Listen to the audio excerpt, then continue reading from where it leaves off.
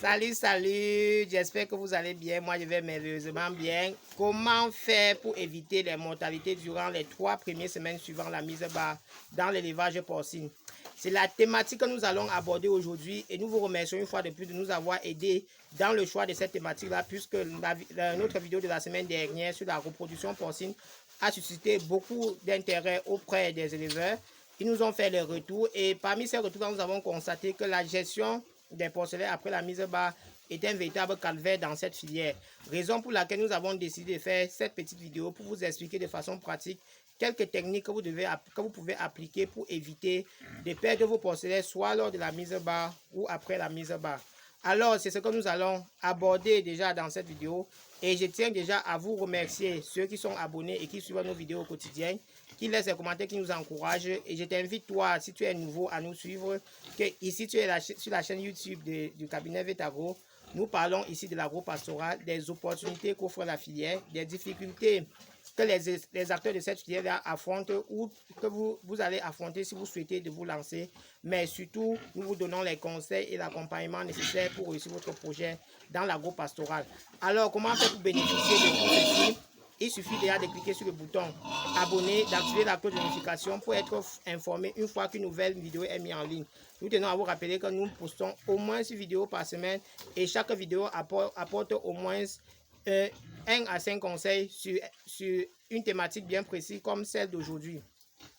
Alors, sans plus tarder, nous allons entrer dans le vif du sujet, à savoir quelles sont les techniques à utiliser pour éviter les mortalités lors de la mise bas et après la mise bas. Notre vidéo de la semaine dernière parlait déjà de comment faire pour réussir une bonne mise bas, comment faire pour optimiser le potentiel de vos truies lors des mises bas, où nous avons abordé les différentes techniques que vous devez prendre en considération lorsque vous souhaitez mettre votre truie en reproduction ou lorsque vous faites la conduite de la saillie. Si tu n'as pas vu cette vidéo, je t'invite déjà à la regarder. Elle a été postée la semaine dernière, donc tu ne devais pas avoir beaucoup de difficultés à la retrouver. Et si tu l'as déjà vu, ça veut dire que tu es prêt pour suivre cette vidéo. Pour ceux qui ne l'ont pas encore vu, s'il vous plaît, mettez d'abord pause. Parce que cette vidéo-là nous dit comment on va produire beaucoup de porcelaine. Et dans la vidéo d'aujourd'hui, nous parlons de comment préserver beaucoup de porcelaine. Tu comprends que si tu ne parviens même pas déjà à produire beaucoup, bon, dans cette vidéo, tu auras seulement les techniques pour conserver le peu que tu produis déjà. Or, notre objectif, c'est que tu produises beaucoup et que tu dises un jour, grâce à Vetagro, j'ai amélioré mon élevage et je suis devenu riche en Afrique à travers l'agro-pastoral grâce aux petits conseils que ces enfants donnaient. Alors, sans plus tarder, nous allons entrer dans le vif du sujet. Bon, mais pour commencer, je vais vous montrer une femelle avec ses 10 porcelets. Mais ce que je vous invite à plus regarder, c'est l'état du sol. Donc, il s'agit de notre charmante femelle avec ses 10 porcelets. Vous allez voir que le sol est recouvert par une litière. Donc, je vais vous expliquer tout à l'heure pourquoi cette litière.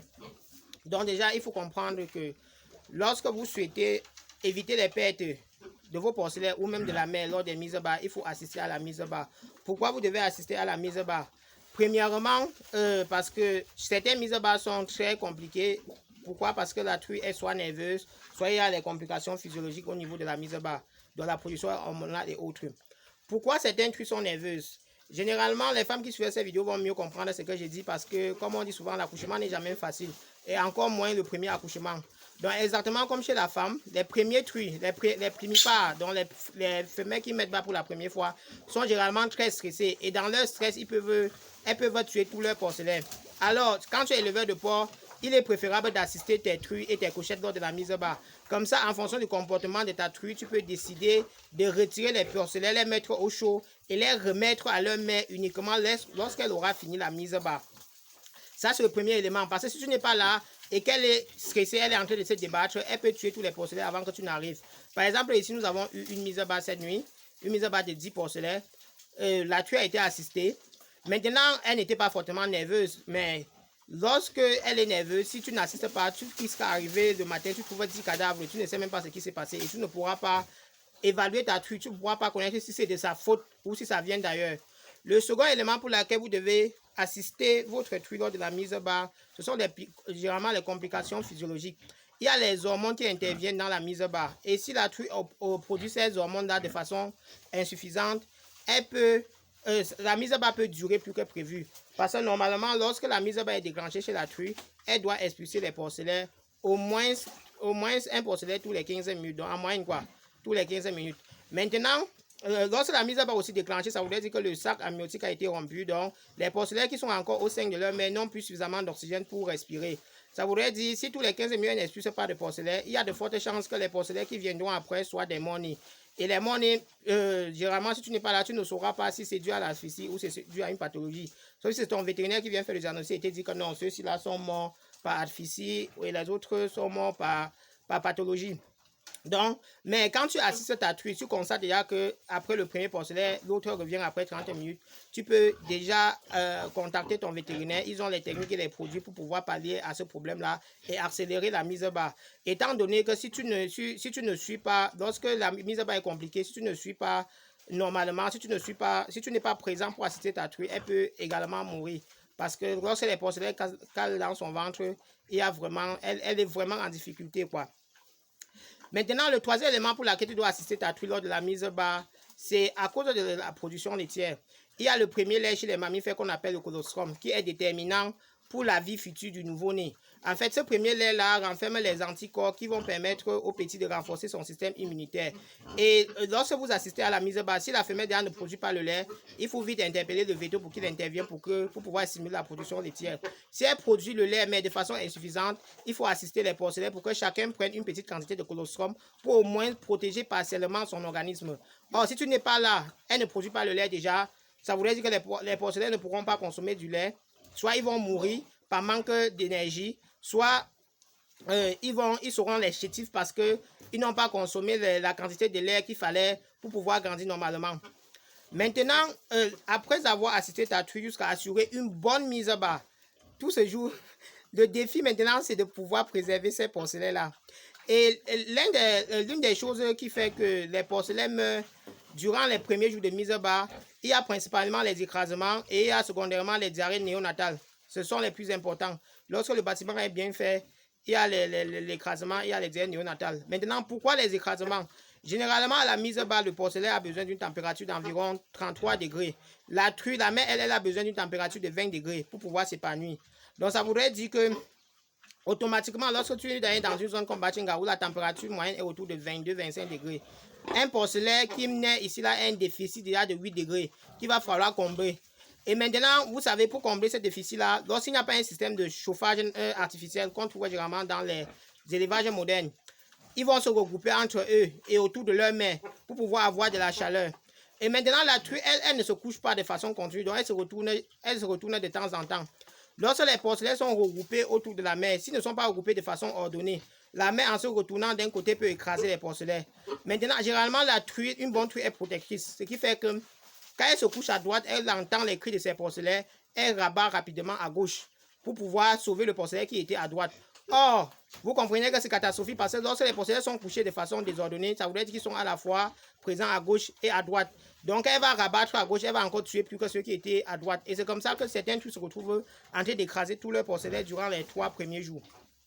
Or, si vous avez une bonne porcherie, une bonne porcherie de maternité surtout prévoit un système de chauffage ou au moins une zone où on crée un environnement un peu plus chaud pour permettre aux porcelains de se diriger naturellement vers cet environnement-là lorsqu'ils ont besoin de la chaleur et revenir vers leur mère seulement lorsqu'ils veulent téter.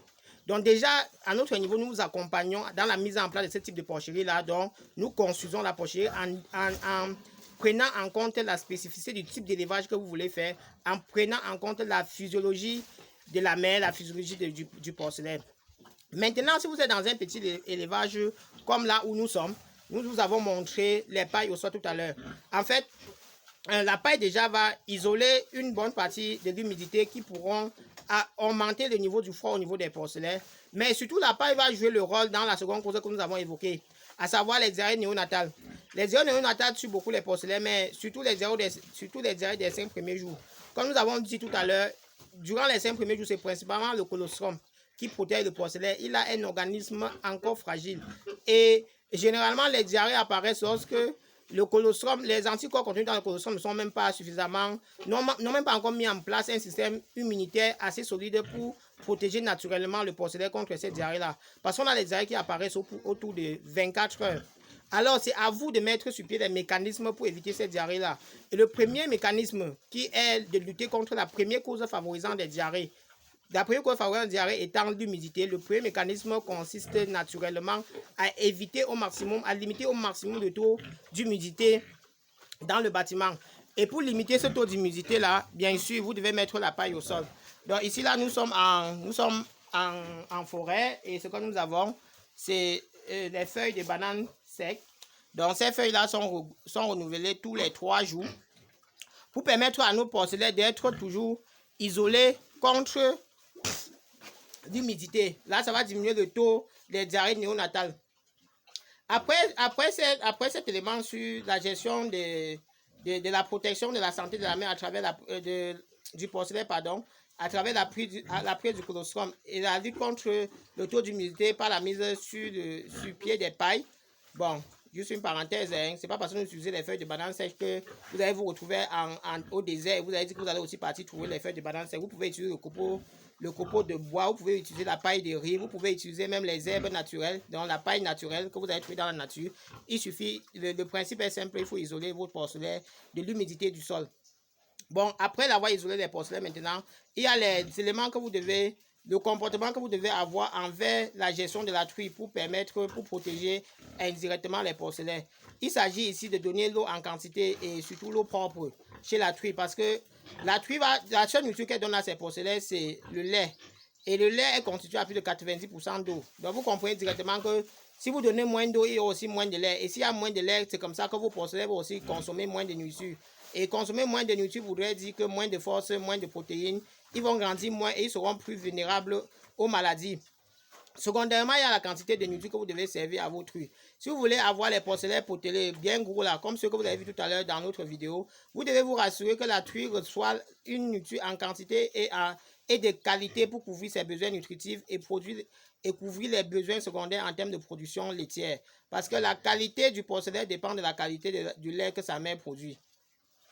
Donc, après ces éléments-là, bien sûr, il y a la prophylaxie en fonction de la zone que vous trouvez, que vous devez mettre sur pied pour pouvoir renforcer le système immunitaire de vos porcelets et de vos truies.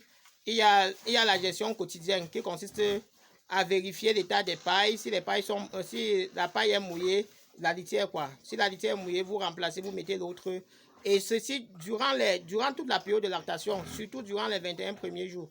Parce que chez la truie, il y a naturellement ce qu'on appelle la crise de 3 semaines. Bon, que nous allons sûrement aborder dans l'une de nos vidéos.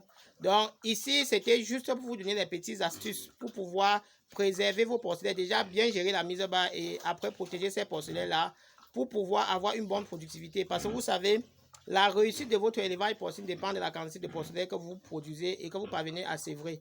Donc, on va dire plutôt la quantité de porcelets que vous parvenez à sévrer parce que c'est ceux-là que vous allez soit vendre chez ceux qui font dans l'engraissement, soit engraisser pour mettre sur le marché plus tard. Donc, vous comprenez qu'un porcelet qui est mort dès la mise bas ne compte pas.